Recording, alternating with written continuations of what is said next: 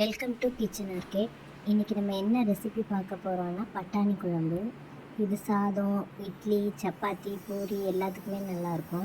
இதுக்கு நான் பட்டாணியை ஊற வச்சு வேக வச்சு எடுத்து வச்சுருக்கேன். அதுக்கப்புறம் ஒரு மிக்ஸி ஜார் எடுத்திருக்கேன். அதில் 2 பெரிய வெங்காயம் கட் பண்ணி போட்டிருக்கேன். இது கூட ஒரு சின்ன சைஸ் தக்காளியை கட் பண்ணி சேர்த்துக்கிறேன். ஒரு கைப்பிடி அளவு துருவின தேங்காய் சேர்த்துக்கிறேன். இது கூட உங்கள் காரத்துக்கு ஏற்ற மாதிரி மிளகாத்தூள், 2 ஸ்பூன் அளவு மல்லித்தூள் சேர்த்துக்கலாம். நம்ம எல்லா பொருளுமே இந்த மிக்ஸி ஜார்லேயே தான் சேர்க்க போகிறோம். அதனால ஈஸியாக வேலை முடிஞ்சிடும். 10 நிமிஷத்தில் இந்த குழம்பு வச்சிடலாம். இது கூட 1/2 ஸ்பூன் அளவு கரம் மசாலா சேர்த்துக்கிறேன். இது எல்லாத்தையும் சேர்த்த பிறகு கடைசியாக நம்ம டேஸ்ட்டுக்கு ஏற்ற மாதிரி கல் உப்பு சேர்த்துக்கலாம். இதை நம்ம மிக்சியில் அரைக்கும்போது இந்த தூளெல்லாம் பறக்கும். அதனால் கொஞ்சம் தேங்காய் எடுத்து நான் மேலே சேர்த்துக்கிறேன்.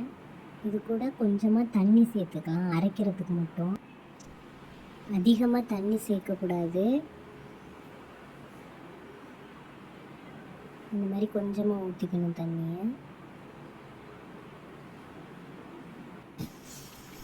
தண்ணி சேர்த்த பிறகு இதை நம்ம நைஸாக அரைச்சி எடுத்துக்கலாம். அரைச்சி எடுத்துகிட்டு வந்த பிறகு இப்படி தான் இருக்கும். அடுப்பு ஆன் பண்ணிக்கிறேன்.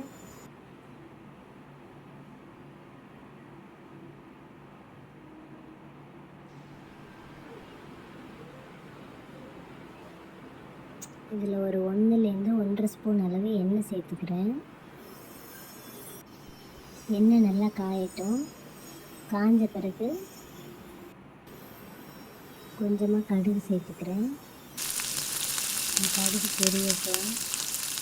இது கூட ஒரு சின்ன துண்டு பட்டை, 3 அளவு கிராம்பு சேர்த்துக்கலாம்.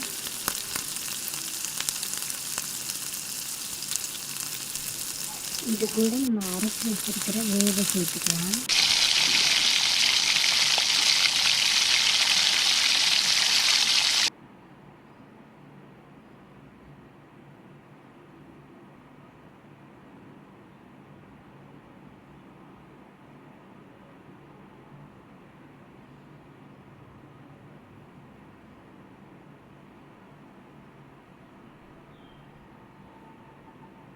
அதே மிக்ஸி ஜாரில் கொஞ்சமாக தண்ணி சேர்த்து இது கூட சேர்த்துக்கலாம்.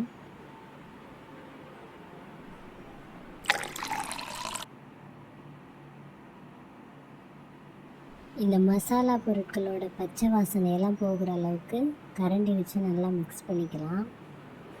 ஒரு தடவை நல்லா மிக்ஸ் பண்ணி கொஞ்சம் நேரம் கொதிக்க விடணும்.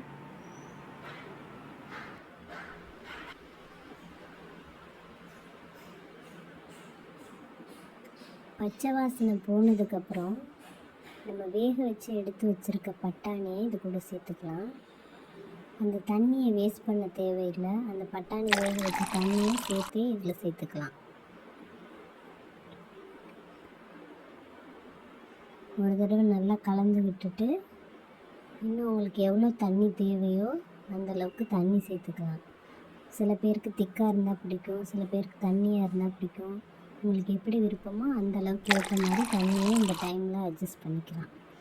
இதுக்கப்புறம் உப்பு செக் பண்ணிவிட்டு குக்கரில் மூடி போட்டு 2 விசில் வர வரைக்கும் வெயிட் பண்ணலாம்.